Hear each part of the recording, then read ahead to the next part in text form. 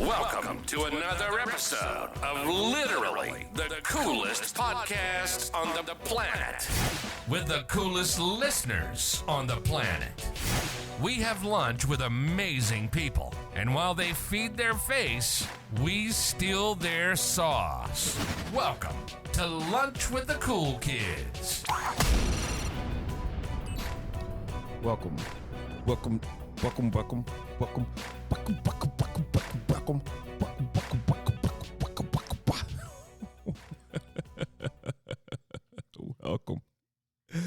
Welcome everybody to Lunch with the Cool Kids. I'm your host, Gerald Davis. And I'm not the cool kid, you are. And good to see everybody. Good to hear your beautiful voices. Good to see your shining faces. Welcome to the lunch table, man. Can I hit the right button? Cool. Look at that. Welcome to the lunch table, man. I missed y'all. I've been traveling for the last couple of weeks. I've been running to and fro. Some business, some pleasure. Me and the missus. A couple of weeks ago, we went to Long Island, New York, to go see Miss Anita Baker in concert and the incomparable Babyface. Let me tell y'all something. Two things I want to tell y'all. Number one, next time Babyface is somewhere doing something, we're going to go see him because Babyface was incredible.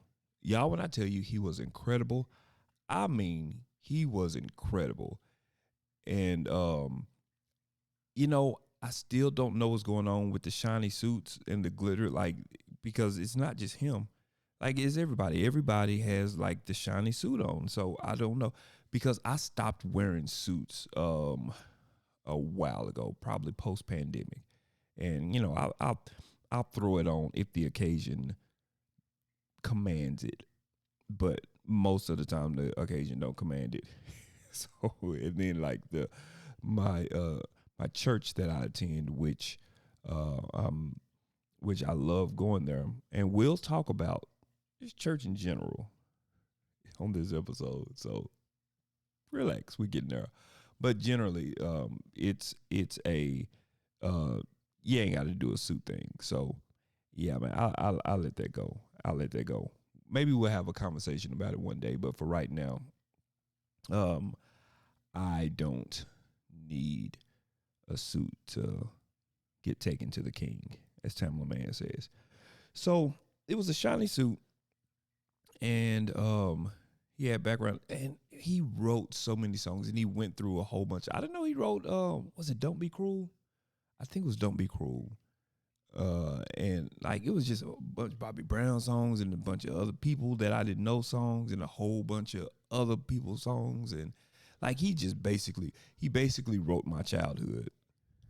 That's what happened. And I relived that whole thing. And Babyface, his face ain't quite baby anymore. It's like man face. Is a jewel. And we need to start passing him out flowers until he can't receive them anymore, because oh my, that man got songs. Okay.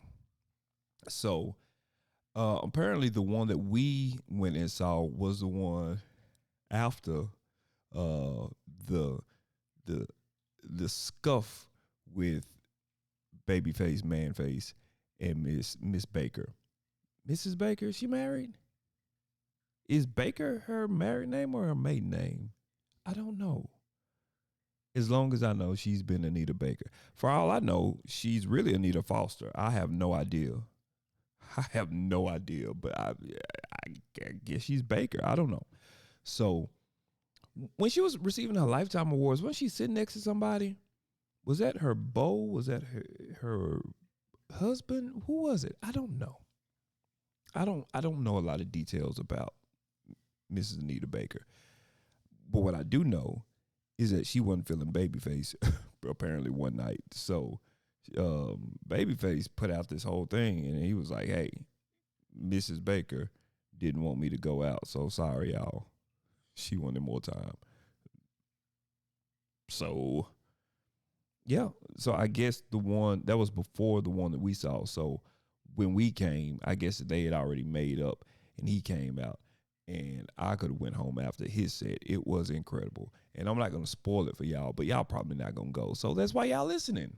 Y'all want me to tell you. So the end of his set, he sung "Shoop," which is funny because we attached "Shoop" with the incomparable The Voice, Miss Whitney Houston. By the way, I was on a plane to somewhere, and I made the mistake of watching I Want to Dance with Somebody on the plane. Y'all, can I tell y'all, so at the Star Spangled Banner, when they went through the scene with the Star Spangled Banner, do y'all remember who saw it? Put it in the comments if you saw it, if you're watching this on YouTube. If you're listening to this on Spotify, Apple, wherever you listen to your podcast, give me 5 stars. That's how I know that you saw it. That's how I know that you saw it. That's what we're gonna go with. So if you saw it and they got to the Star Spangled Banner scene, number one, I didn't know Miss Whitney Houston had all that stuff going on in her life. Who knew? I didn't. I was young. All I knew is that she wore the tracksuit, Star Spangled Banner, Pasadena, Florida. Oh man, she starts singing, and she hit the Rockets Red Glare. The funny part is that she remember how they said that, oh no, it's too slow, you got to speed it up. Thank God that Whitney Houston didn't speed that Star Spangled Banner up, because it's widely regarded as the best Star Spangled Banner, is the best American version of something ever. Quick note, if y'all saw game 1 of the NBA Finals, I don't know who those people were, but they letting anybody sing these days. My Lord, they were it's like they just woke up out of bed. They was like, hey, y'all, hey, y'all some Denver locals. Hey, can y'all mull through the Star Spangled Banner real quick? We got to get it out the way. It's like, okay, we got it. Man, I wish y'all could see. I wish I would have thought that part through. I would have got the sound for y'all. Look it up. Game 1 NBA Finals 2003. Who are these people? They were, I mean, it was a bunch of, older gentlemen.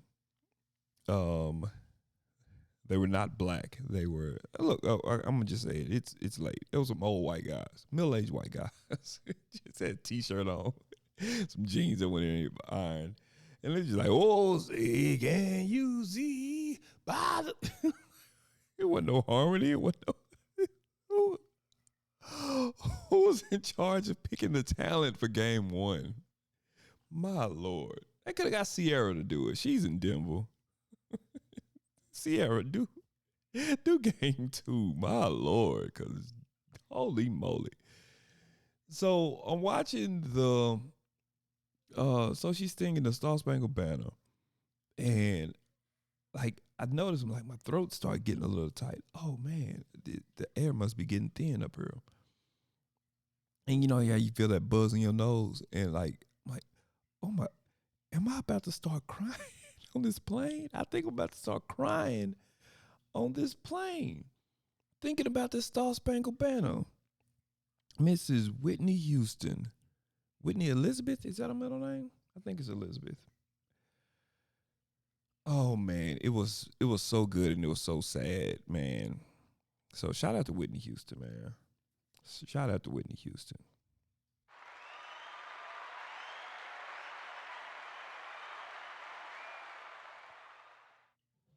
So I've been traveling. I went to Minnesota. Don't go to Minnesota. I mean, shout out to all my cool kids in Minnesota, but y'all know. So the last show that I shot was with my daughters, Amaya, the youngest one, I interviewed her, and she's smart as a whip.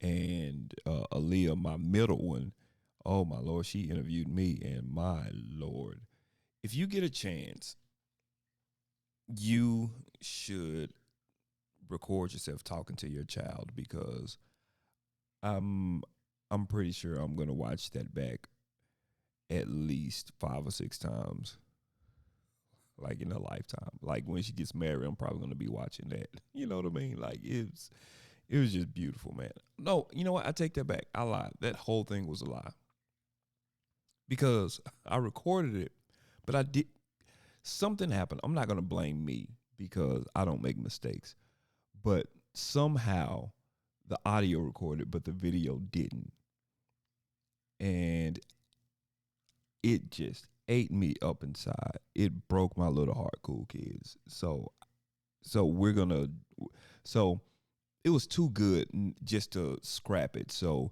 the audio version is out. If you're listening right now, it's the episode before this.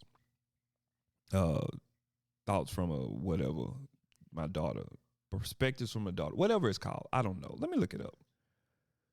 The reason why I don't know what it's called is because I use Chat GTP, PTT, Chat G.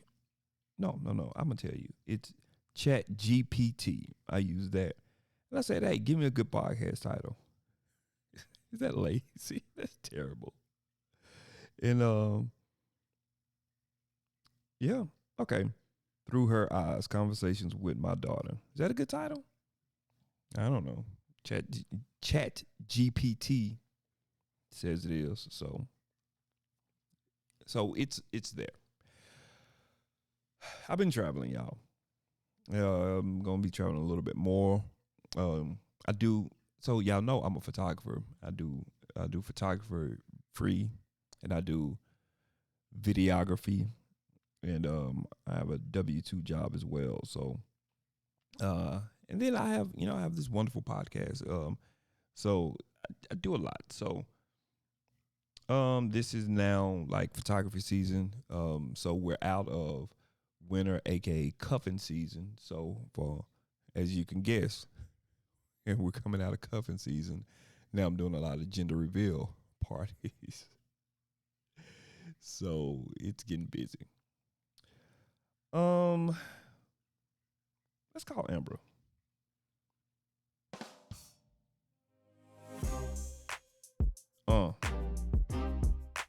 Let's call Amber.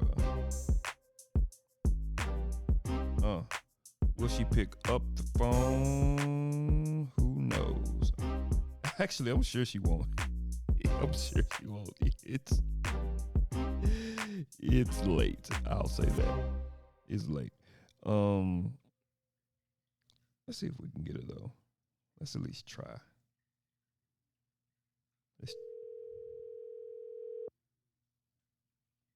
Come on, Amber.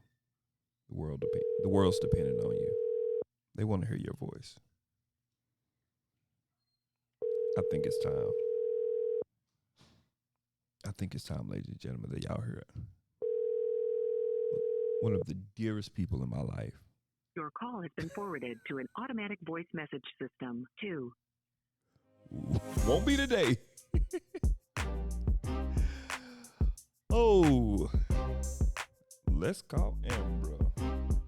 She'll never pick up the phone. Let's call Amber. She's probably like, just leave me alone. Let's call Amber. I want to talk to y'all about something that I really didn't want to talk about. A lot of y'all know that I love Jesus with all my heart and my soul. I have been a Christian, as in professing Christ, accepting, believing, confessing, since I was young, super young boy,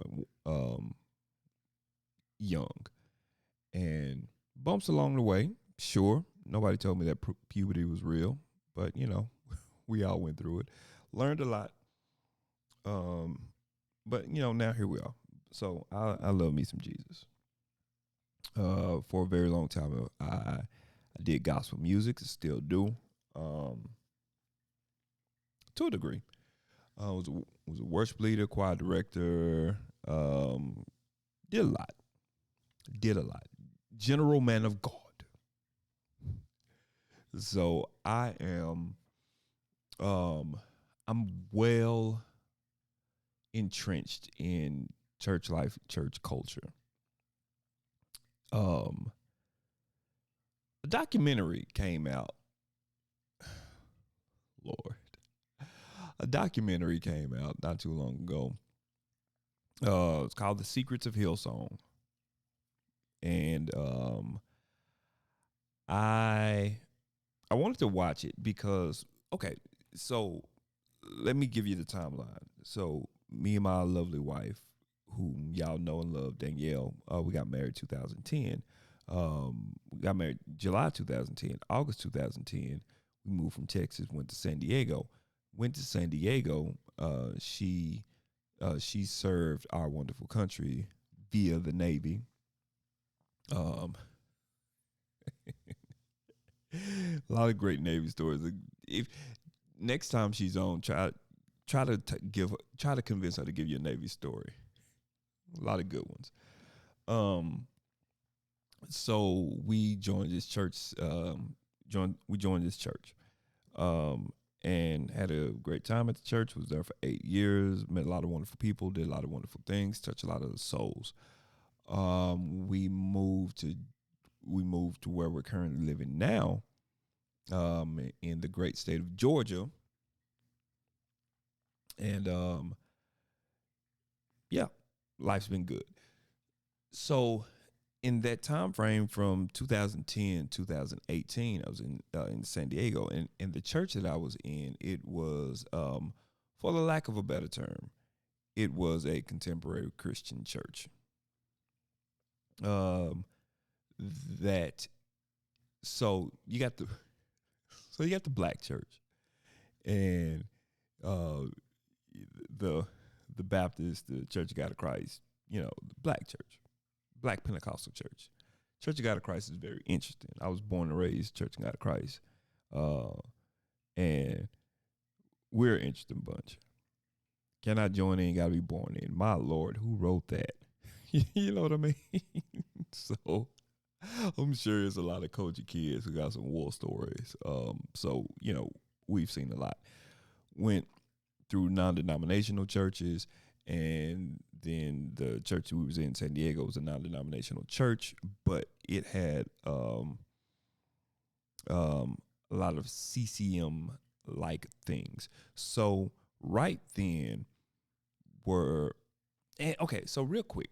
So CCM is it's a genre of music, but like basically it's like white people church music. That's basically what it is. Christian music, contemporary Christian music is what it means. So there are subdivisions of Christian music in North America, and specifically the United States. The black folk got gospel, white folk and it's basically white folk. Basically white folk got CCM. That's the best way to say it. It's the lunch table. Can we just let's do this. Let's do this. Let's just talk. Let's just talk and we'll talk and say how it is, and however it lands, it lands. I don't mean no harm to nobody. How about that? Okay. So now, right around the 2010, 2011, 2012 era, this is like when this is when right after, well, How Great Is Our God was like, it's been out for a while, but it didn't reach like us colored folk until like maybe 2008, 2009 or something like that. And we were like, oh my God, we love this song. This is great. Turns out it's a CCM song. And then from like the next, oh man, maybe the next 10 years, CCM, and still do to a degree, it took over the black church. Gone were the days of the gospel songs, and now everything is a guitar and power chords and boom, boom, boom, boom, boom, boom, boom, boom, boom. do. That's all you heard. And if you notice, right around that time, you start seeing the churches change, and it start going to like the dark settings, like it's dark, and then like the fog machine fill the room, and it was LED walls, and skinny jeans, and denim, and Chelsea boots, and undercuts, and forearm tattoos. You know what I mean? Like that whole thing. And my ignorant self, and I was talking to somebody else. I'm doing an interview on another podcast talking about this. The Hillsong phenomena, and so this whole thing happened, and my dumb self, I'm thinking like this is like I call it the hippie movement. The 2010s were the hippie movement. The skinny jeans, Chelsea boots, that thing. Turns out the whole time that was a Hillsong thing. That was all Hillsong. The whole thing was modeled after Hillsong. So it was crazy. So basically almost like 9 out of every 10 CCM songs that you were singing was a Hillsong song, and like the whole look was a Hillsong church, and the way that people preach was Hillsong messages, and like, oh my Lord, it was so crazy. So I thought it was very interesting. I never knew what happened to Hillsong. I never knew because like once we moved, I went through a lot of stuff, and long story short, I went through depression, and I was like, it was just a whole bunch of stuff. So I wasn't keeping up with anything. Okay. So pandemic comes,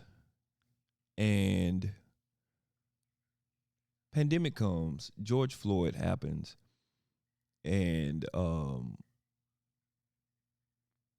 you know what? Let me back up.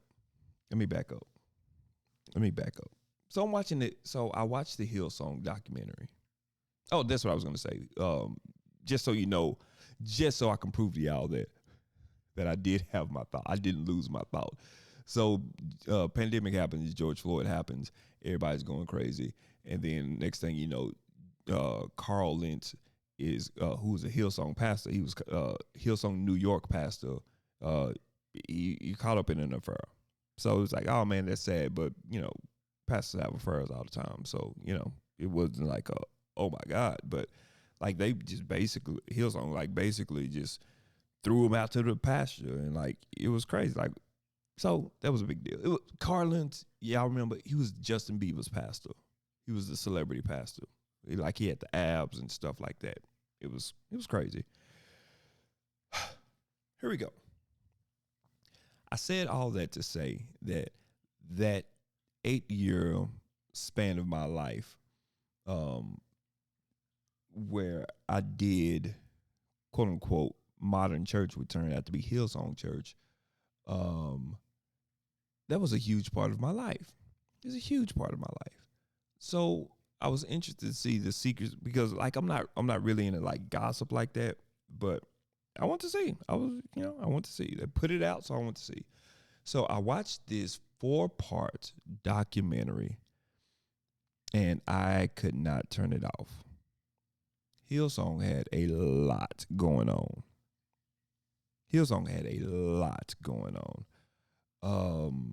So it initially started out with the Carl Lentz controversy, and then their founder Brian Houston railroaded him, threw him under the bus, and he's the worst human being in the world. Turns out Brian Houston was covering up his father's own sexual misconduct, moral failures, and molestation of kids way back in the day. Brian Houston himself had all of these, oh my my God, he had all of these moral failures and he's paying people off and like, oh my God. So, and like he had to step down. There's like, and they're using trial right now. And basically Hillsong it fell apart. It's still doing something, but it's basically done. That's the long story short of Hillsong. Man, when I watched that, I was sad. I was sad. And I felt like I wanted to talk about it. I wanted to talk about that, but I also generally, that was a long way to get to this one. Let's address that. Let's address that. It took me very long to get to this. Let's talk church. Let's talk church. A couple of things that I took away from the Secrets of Hillsong documentary. One of the things, and I'm still kind of processing it. I don't know if I want to watch it. I'm very sad watching it. I'll say that. But I was very sad watching it, and it made, like, the next day when I finished episodes 3 and 4, I was so sad and I was so drained, and I just really was. It was a couple of takeaways that I'm able to articulate right now. One of them is that it's crazy that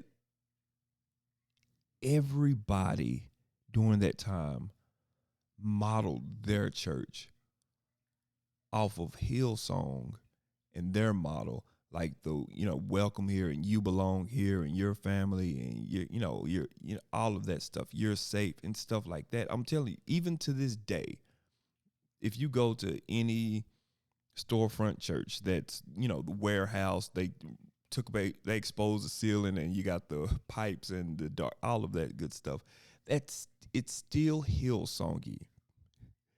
Like, they took the whole model of Hillsong, because apparently it was working. But they took that whole model, and that whole model was based off of so much immorality.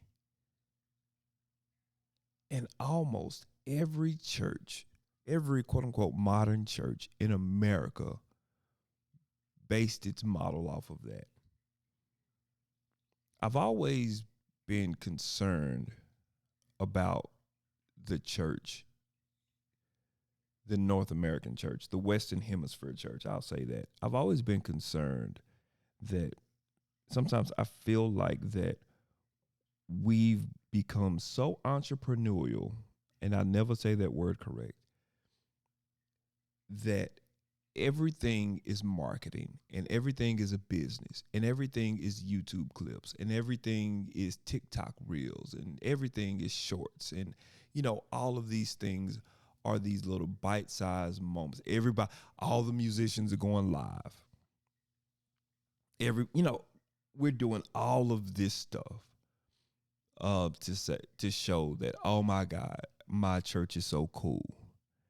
And everybody in church has a business and they're selling themselves, and like it's kind of become, and of course not all. Let me say that. Of course it's not everybody. Of course it's not. But for the most of the majority, and a lot of you guys who are in the trenches know exactly what I'm talking about, it's become more of a networking tool than a house of worship, than a hospital, than a base. And that's always worried me, because when you're trying to sell something, you don't really consider the other person as more important than yourself, because your ultimate goal is to get the sale. So when you have your business and you're creating relationships, you don't really know if that relationship is because I value you and I like you and we connect and stuff like that and I have your best interest in mind, or if you're trying to set me up for the sale. And if every pastor has a book, and if every pastor has this speaking engagement, and if every choir has an album to sell, and if every missionary has real estate to flip, you know what I mean? Like if everybody has this thing, and all the deacons and elders are graphic designers, and all of these things, everybody in the usher got lawnmower business, and the media team is a photographer. You know what I mean? Like if everybody has something to sell and everybody views the church as a potential customer pool, then where do you really go to get your soul fed and nourished? And I think that's one of the things that always kind of like, man, it breaks my heart to see the church leaning towards this. It's leaning towards a modern day market, a place of commerce. And the Hillsong model, it talked about so many moral failures and so many people who had all of these issues and these things and these going on, and they were like, oh yeah, you get up there, go sing, get up there, go do this, go start a life group, and all of this, all of this stuff. And like nobody was in their lives like that. And I'm going to tell you, one of the easiest ways for somebody to feel used and abused and feel taken advantage of is for you to consume all of their gifts and talents and don't check on their personal lives. And unfortunately, the church is the most guilty place of that. I don't know if you've ever been talented in the church, but if you have a talent in the church and you're going to the wrong one, they will use you up. They will use you for everything that they will, because you have a thing, and and most of it to the defense of said church or whatever. In their defense, it's not like it's necessarily on purpose. It's that you have a thing that can support this vision, and we want that thing that you have to support that vision. And yeah, let the chips fall where they may. And some people are responsible with lives, some people are not. But I don't necessarily, I was gonna say I don't blame people all the way, but I really don't. But there is a certain level of responsibility. You have to be responsible with people's lives, that they're trusting you with their time, their talents, their treasures. They're trusting you with that you know what to do with them. Yes. But at the same time, when you say, here I am, Lord, use me, you're going to get used. That's what use me means. So there is a degree of denying of yourself that goes with being used of God. That is a thing. That 100% a thing. And I'll say that all day long. But it's responsibility of the leadership to not abuse you. And then abuse is a whole different thing. And I think we overuse that word, but that was one of the takeaways. That whole contemporary church built the model off of the Hillsong model, which was corrupt in so many ways. Also,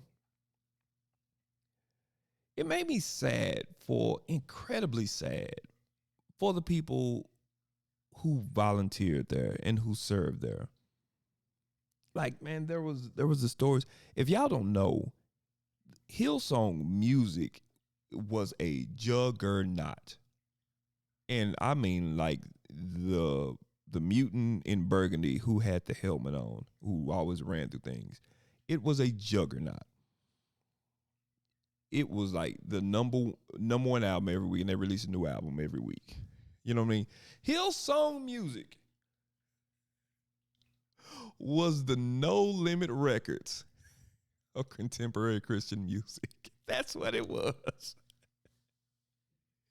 It released an album almost every week, and we were singing a new song almost every week, and it was number one almost every week. Hills, I didn't know. I mean, you don't know what you don't know.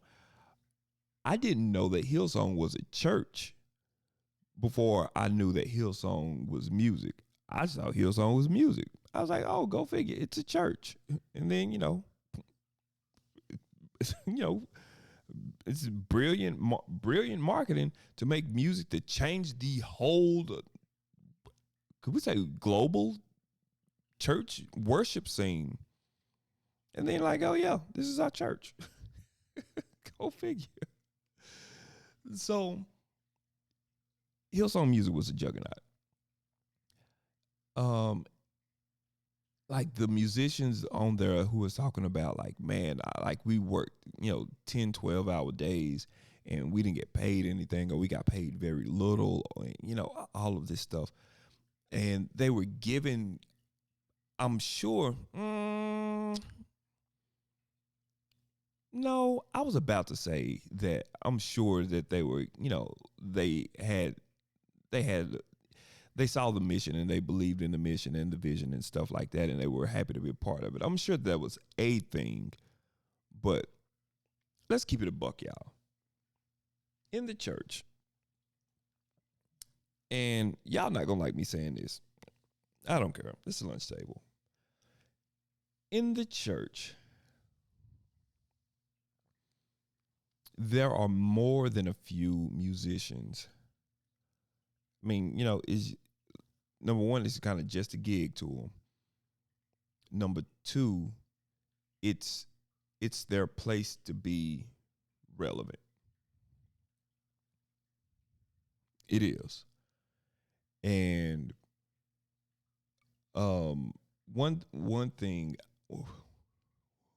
about the CCM side, the negative disposition about the CCM side is that like it's I don't want to say it's a false humility, but it's kind of a false humility of like, oh man, I'm just so, grateful just to be used by God, and whatever happens, it's all good. And on the black side, there's this super arrogance. It's like, hey man, you can't touch me, because so they're both bad, but they're both on different sides of the fence. So on the CCM side, it's like, oh yeah, man, Jesus is rad and all of this good stuff, and I'm just happy. But no, man, don't let those folks fool you. Don't let them fool you. I'm telling you from experience. Don't let them fool you. They're just as arrogant and they have just as much pride as black folk. So I don't necessarily know that, Hillsong was the gig at the time and, whatever. I don't know. I wouldn't put it past them, though, is what I'm saying. But and I'm saying this as a musician. I'm not guessing and I'm not reaching. Like it goes down like that in musician world. I don't know about usher world. I don't know about volunteer world. I don't know about greeter world. I don't know about that. I know about musician world. I don't know about the other worlds. I felt sad for the people who really believed in what Hillsong was, and it turns out that Hillsong was not that. It's incredibly difficult to give your life to something and find out that it was fake the whole time. It's incredibly difficult. And then especially when that thing attaches itself to the God you serve. You've given your whole life to Jesus. You've denied yourself. You've said goodbye to the world. I'm following Jesus. And I'm connected to this body, this church that represents what I believe in. So I'm giving my life I'm giving my whole life to Jesus, and I'm serving Jesus through that organization. So in a sense, not literally, but in a sense, it's like I'm giving my whole life, my whole self to that organization for the glory of God. And then when you find out that that whole thing was built on lies and moral failures and corruption, what do you do with that? It was incredibly sad. And like at the end, like when the guy was like, now I don't know what to believe anymore, and like now I'm a happy atheist. Like, oh man, that broke my heart. Like the girl who wanted to be a pastor, and she was like, I haven't been to church in 4 years. Man, that broke my heart. The whole Lentz family and Laura, I think that was her name, and the kids, like, man, that's rough, man. It's rough, but it's real business. Lord, it's real stuff when people trust you with their lives. Like, you know what I mean? Like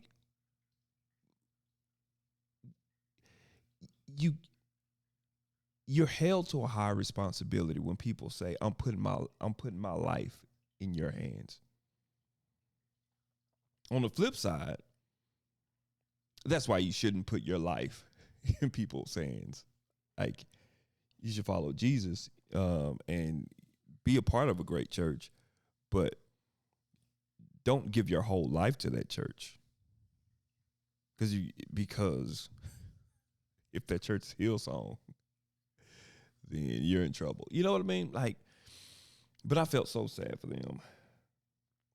I felt like discipleship needs to happen. I feel like a lot of the things that happened there in the church, like as far as people being used and not feeling, all of that stuff that, well, y'all didn't see it. Go see it. But a lot of the people that felt like that Hillsong just used them and just used them. Just in general, I think that the church has the North American church, the North American postmodern church has a problem with a lack of discipleship. Discipleship is teaching you the way. Salvation is accepting the way. Discipleship is teaching you the way. And just in general, we have a proclivity to easily accept Jesus as our Savior. Not so much the Lord part, because the Lord part is that He tells us what to do. Like, yeah, Lord, I don't really want you to tell me what to do. I'll take heaven. I'll take being able to pray with a clear conscience. I'll take all of that. I'll take blessings. I don't know about the Lord part. I don't know about you telling me what to do. That's where discipleship comes in, man. You know what disciple translates into? Discipline. It teaches you the discipline of following Jesus, follower of the way. It wasn't there. There was this one. What was her name? Mama something, Mama Rose, the black lady. They did an expose on the black lady, and she talked about how, she talked about, and then her daughter talked about like how there was no diversity in the church, even though it seemed very progressive. There was no real diversity once you got into leadership. Hey, man. Welcome to the white church. Welcome to the multicultural church. Like, that's the way that it is. And it's crazy because, I thought that was just kind of a thing that I saw and noticed from afar, noticed where I was at the time, and all of that good stuff. It's crazy to see that, like, that was the thing even in Hillsong.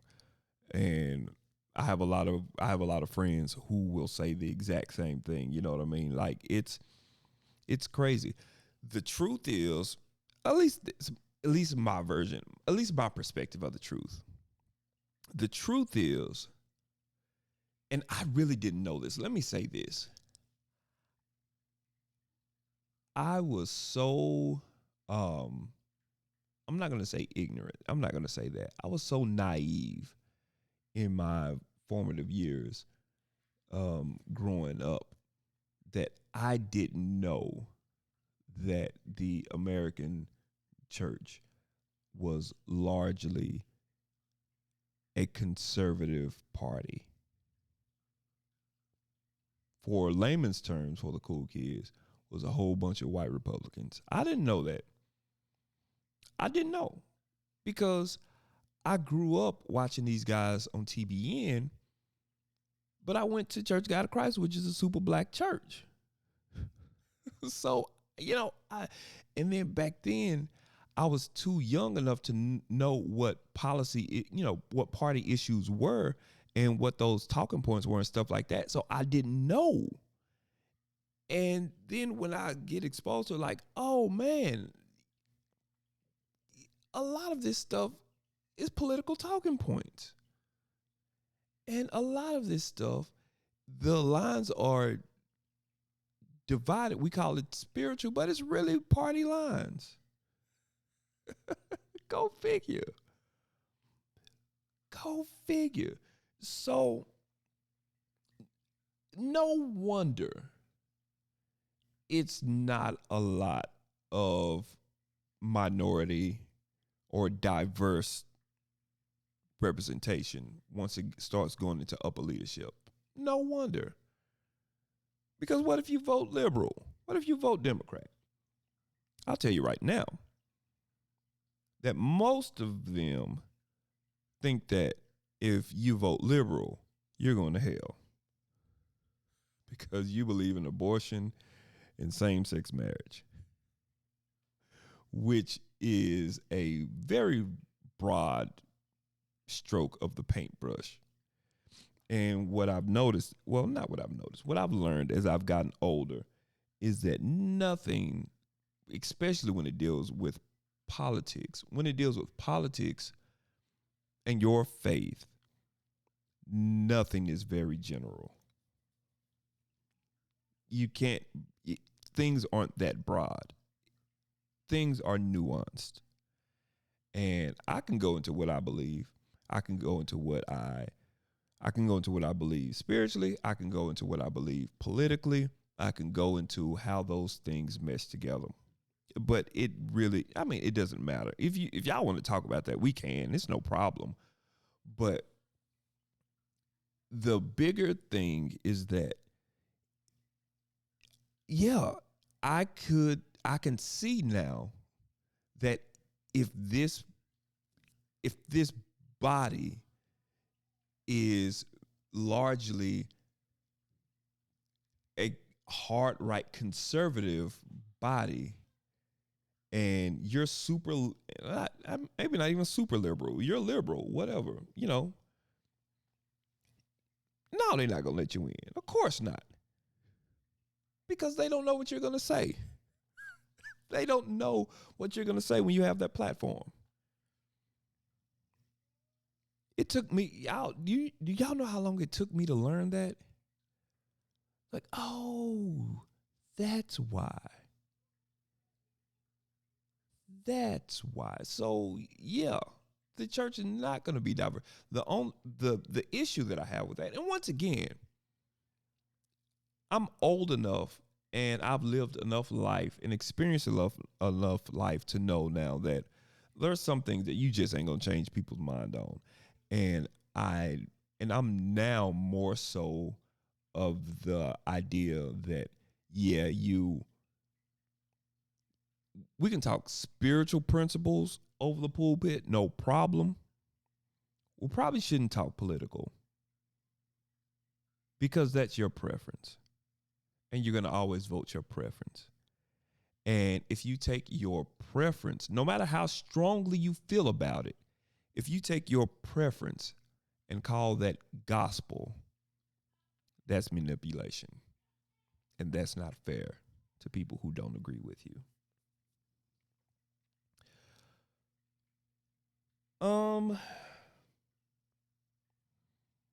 Hillsong got big. Hillsong got big. I mean, the numbers were coming out. Like they were feeling like their churches were turning into stadiums. Like I think their music was revenuing like $100 million a year. It was something crazy. Every week it felt like a concert, and it was like all over the country, United States, all over the world, but United States in the 2010s, like it really took over. So like imagine going to church and every service is like, 5,000 people, 5,000, 10,000 people. That's crazy. A decade ago, we would measure the health of the church by the numbers of the church. 13 years later, looking back at it, watching this documentary and seeing all the factual things. Let me say this too. That documentary, it was I really feel like it had a axe to grind with Christianity in general, and Hillsong was just a sheep that was like, hey, this is look, this is what it is. And they kind of painted all Christianity as that, but it's not. Like Hillsong was messed up, but that's not all the Christianity. Having said that, Hillsong was booming, and looking back on it 13 years later and seeing how messed up it was, I think it's safe to conclude that church growth is not a sign of church health. There are some people, and I didn't get it. I get it more so now.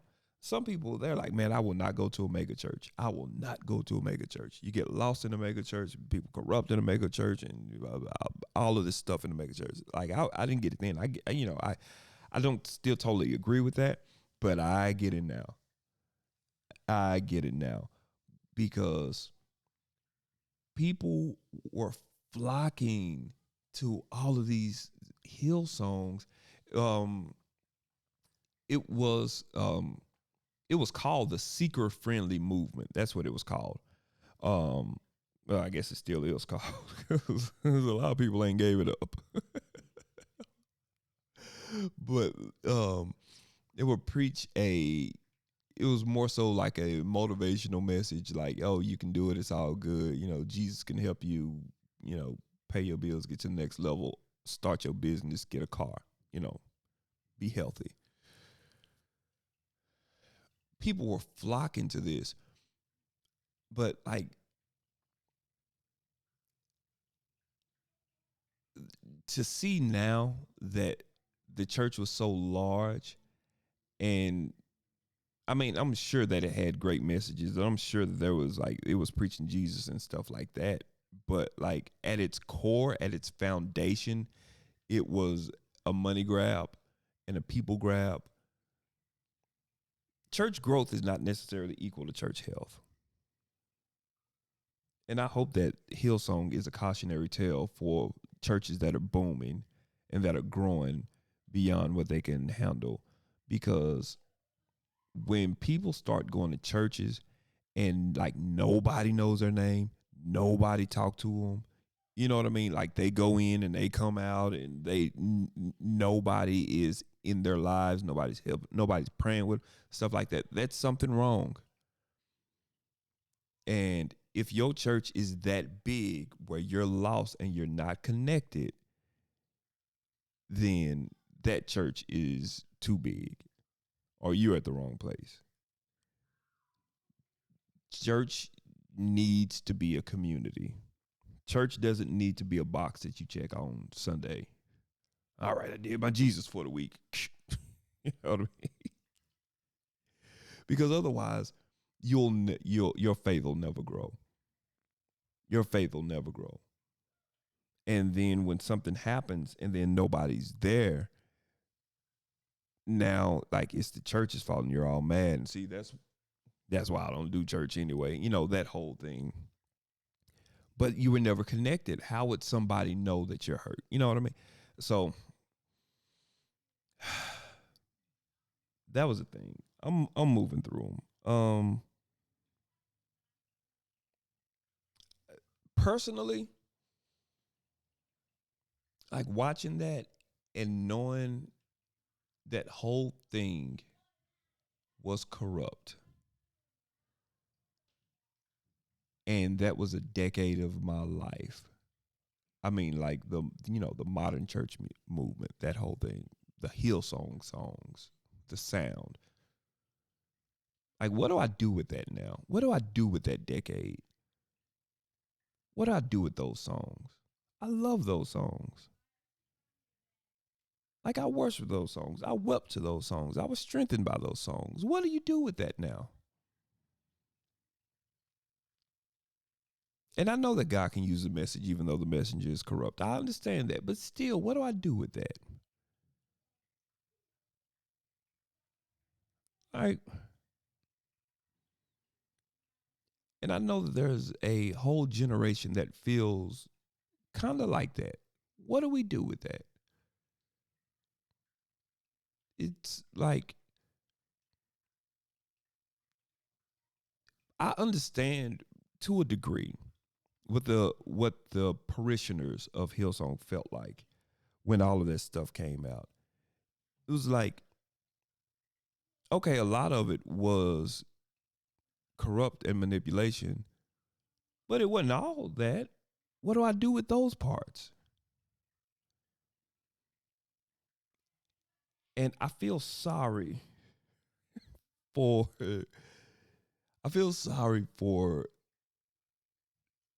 the churches who have to catch all of those people.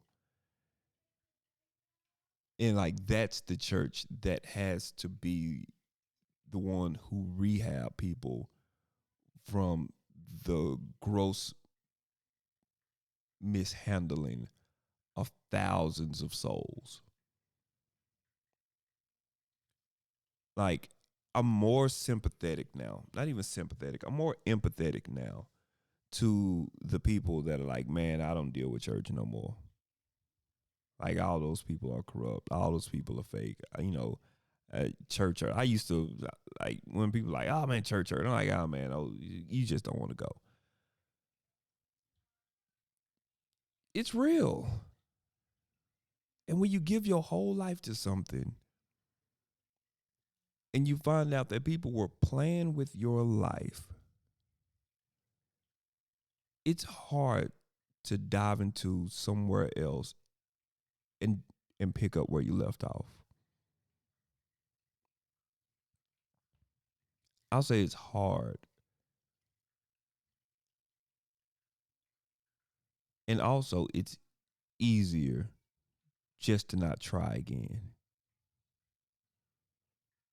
But the dangerous part about that is that,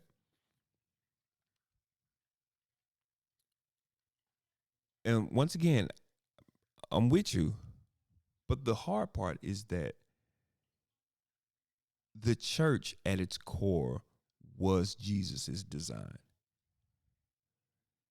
You know what I mean? And I understand that we're the body of Christ, and it's not a building, it's the people.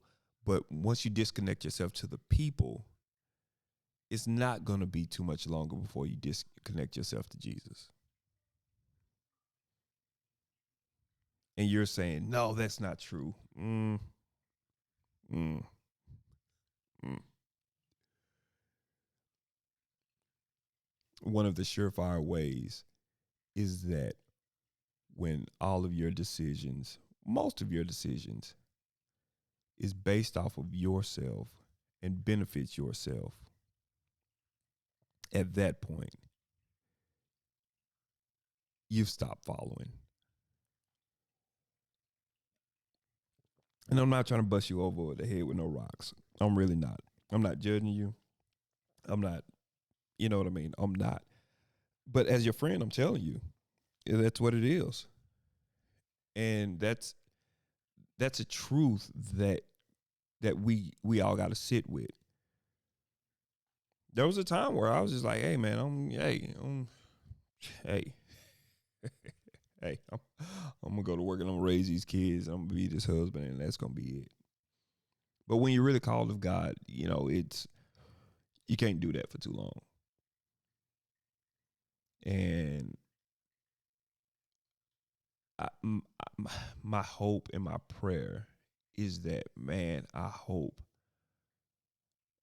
God, that those people get connected with people that can purely love them. And they get the community that they need and that they were looking for. Not the fame. Not the fame. Because one thing about us church folks is we have no real grip on the real world at all. So many of us want to be church famous. It's like trying to be cool in school. It's funny. Like our whole life is built on being church famous. And none of that means anything once you step outside of those doors. Like, oh man, if I can be apostle such and such, if I can be baccalaureate bishop of the Most High, you know what I mean? Well, y'all know the meme of that lady walking to the gas store with all of her security and armor bearers, in her garments and stuff like that.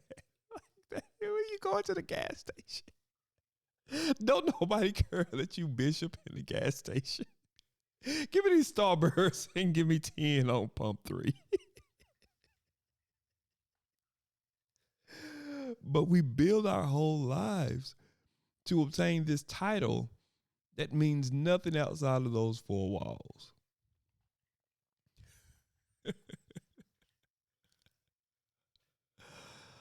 Oh man. I think that's a good stopping point. I could talk about Carl Lentz and all of that good stuff, but hey, people fall, people fail, people are not meant to be praised. But we can talk about that another time. But this was an interesting one.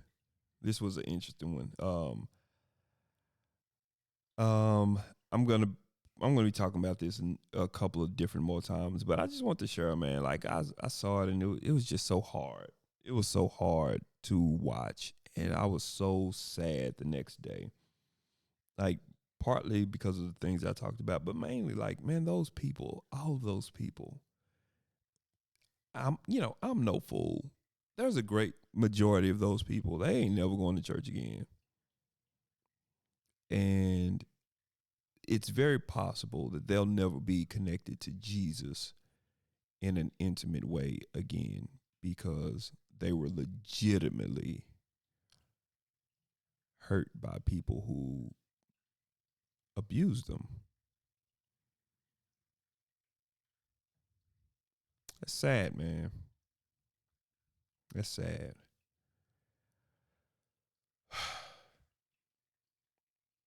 Sad.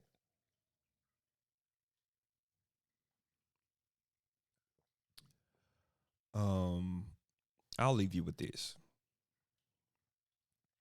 Um, I want us to follow Jesus with all of our heart, all of our soul, all of our mind. And I want us to serve the body of Christ, or the edification of the body of Christ, so that the body of Christ may win souls, which is the reward of Jesus' suffering.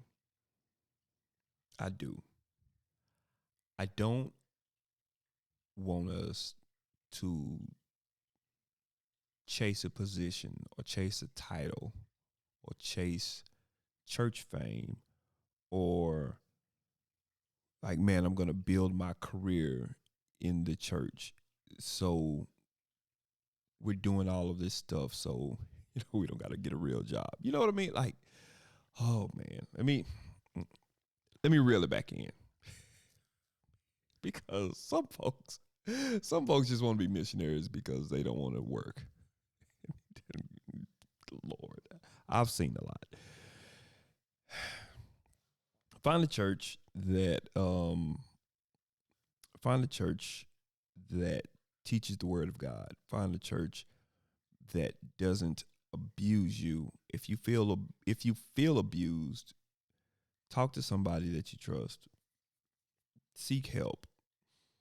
The people who quote unquote are leaders over you, talk to them, and if it don't move anywhere, man, just leave. Just leave. Because I promise you, man, it's life after that situation. It may not be the same, but it can be just as good.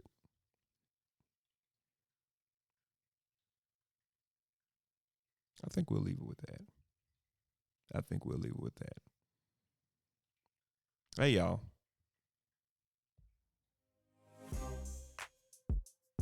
This has been an interesting one. Tell me what y'all think. YouTube, tell me what you think. Everybody who else is listening, give me a rating. 5 stars. I don't care. Y'all know what I mean. So it's good to be back. I'll see y'all next time. Lunch with the Cool Kids. You go change the world. Don't let the world change you.